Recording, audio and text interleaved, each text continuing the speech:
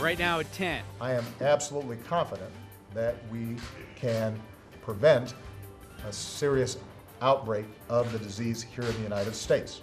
Reassurance from the White House and the new Ebola protocols in place. You know, it's hit Ohio, Mom. That's what he learned from school today.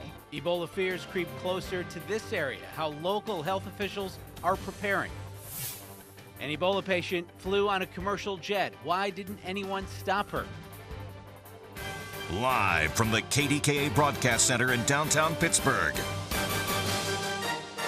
This is KDKA TV News at 10 on the CW. As soon as somebody is diagnosed with Ebola, we want a rapid response team, a SWAT team, essentially from the CDC, to be on the ground as quickly as possible. President Obama today out to reassure the country that Ebola is under control here and says the government response from here on out will be more aggressive. Good evening, I'm Ken Rice. New Ebola concerns tonight, and they're closer to home than ever before. A second nurse from Dallas has Ebola, but before Amber Vinson was diagnosed, she flew from Dallas to Cleveland and flew back home the day before she was hospitalized. She was part of the medical team that treated the patient from West Africa who died last week. Now, local health officials are urging people to remain calm. Marty Griffin joins us live with more on the steps they're taking. Marty. Real simple, calm down. That's what the local experts are asking folks to do tonight. Doctors telling me that people are checking themselves into emergency rooms, even calling 911, claiming they believe they have Ebola when they do not. In fact, the director of the health department out tonight getting the word out. There's nothing to worry about. And I will say a little bit about Ebola just to make sure everybody's okay. Dr. Karen Hacker is the voice of reason, the director of the Allegheny County Health Department here in Turtle Creek tonight, talking to folks about their community health concerns. Still, she's well aware Ebola concerns are real. She wants folks to get the real facts. There's very little risk to an individual in this country at this point in time. The cases in this country, highly publicized, the death of a man in Dallas, 2 of the more than 70 hospital employees who came in contact with him now infected. The fear factor spreading a lot faster than the virus, even here in Turtle Creek. My 14-year-old said, Mom, this is like a movie and we're all going to die from this. Mugging in the background of the interview, 6-year-old Ronnie. She's worried about other things in school. Do you know what Ebola is? You don't. Has it been talked about in school? A bully? A bully? No, Ebola. Oh, no. Doctors have real concerns about grown-ups calling 911, checking in at local emergency rooms convinced they have Ebola when they don't. So much concern, emergency workers will soon have a questionnaire for folks. Things like, have you traveled in the last 21 days? Have you traveled to West Africa, to the countries of Guinea, Liberia, Sierra Leone in the last 21 days? Have you been exposed to someone with Ebola? Have you, if those answers are no, then you can pretty much rule out that's not what we're talking about here. Dr. Hacker's real concern, stress and anxiety she says folks are feeling about this Ebola fear. In fact, her prescription, stay off of social media, quit blogging, you'll feel much better in the morning. Reporting live, Marty Griffin, KDKA TV News. All right, Marty, thanks. Now, as for that second nurse to be infected, Amber Vinson, she's now being treated at Emory University Hospital in Atlanta. The CDC says she should never have flown on a commercial airliner, but Vinson did call the CDC several times before getting on the plane. The CDC told me that Nurse Vinson actually called them several times before getting on that plane and said that her temperature was 99.5. But the person at the CDC looked at a chart and saw that she didn't officially meet the criteria for somebody at high risk because she didn't have a fever of 100.4 or above. Vinson took 2 Frontier Airlines flights, one from Dallas to Cleveland, then back to Dallas. Vinson did have a low fever on the flight back to Dallas. The CDC is now monitoring the 132 people who were on that plane with her. There's also some concern tonight at Kent State University in Ohio.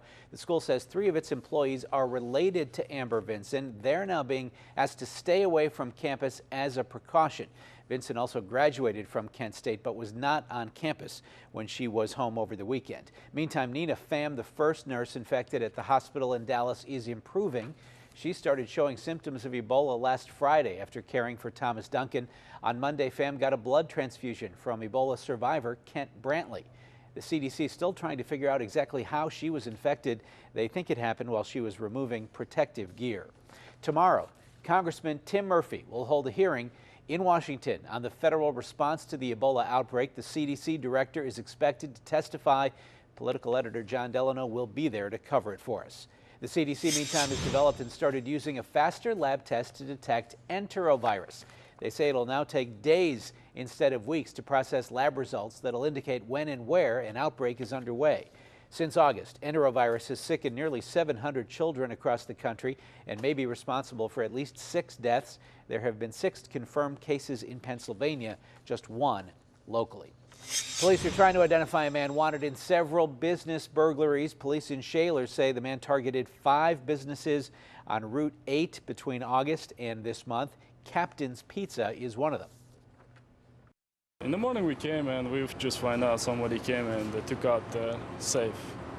And before that, like a month ago, we installed the cameras, like a surveillance cameras, and we caught him on the camera, how he's coming and taking the safe.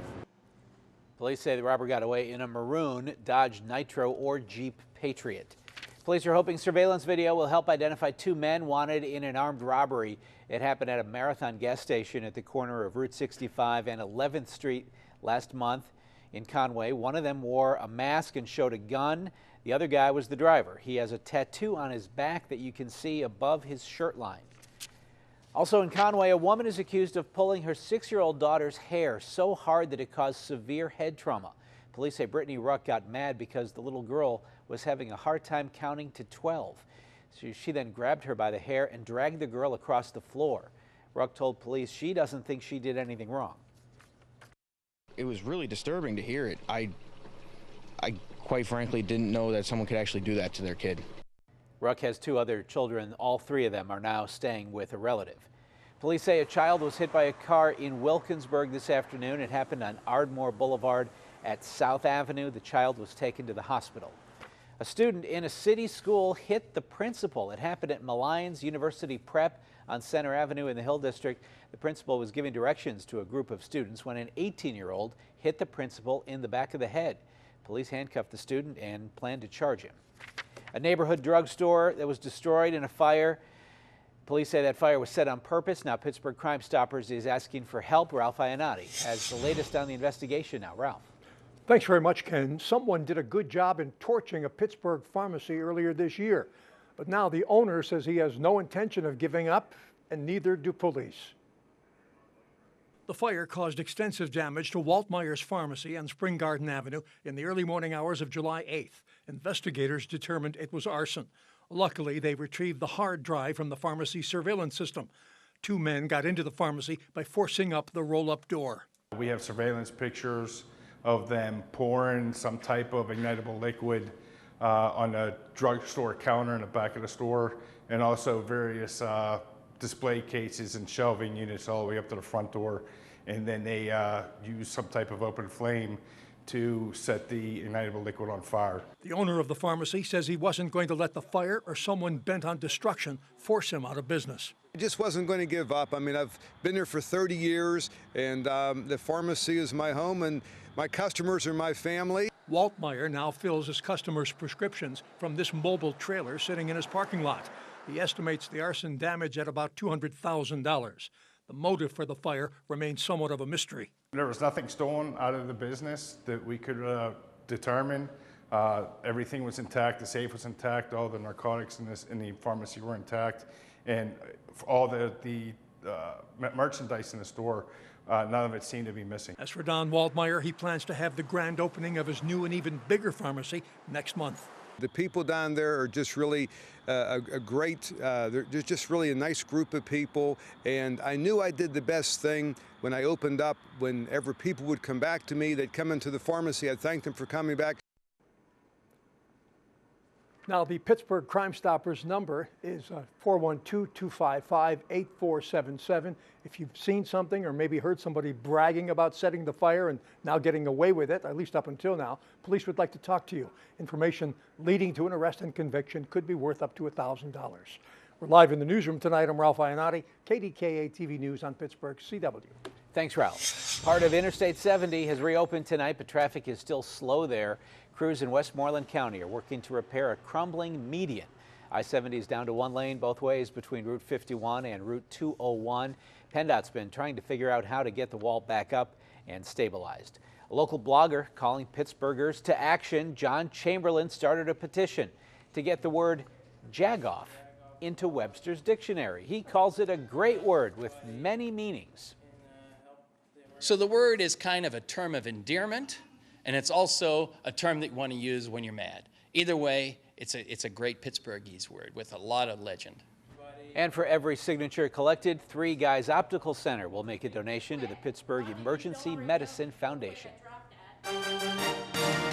Le'Veon Bell in court, the latest on his drug case, plus the new type of credit card designed to stop identity theft, but why hackers might still be able to get around it. And Compact Crown, what it took to be named SUV of the year. Jagoff. Some of you are going to be calling me that by the weekend because the weather is going downhill in a hurry. We'll get to that coming up. Meanwhile, not bad out there at this hour. Cloudy skies, 58 degrees. Rain is all but moved out of the area, but it's coming back, and so is colder weather. How much colder? It'll get your attention, I'll tell you that much, and I'll have the details in just a few.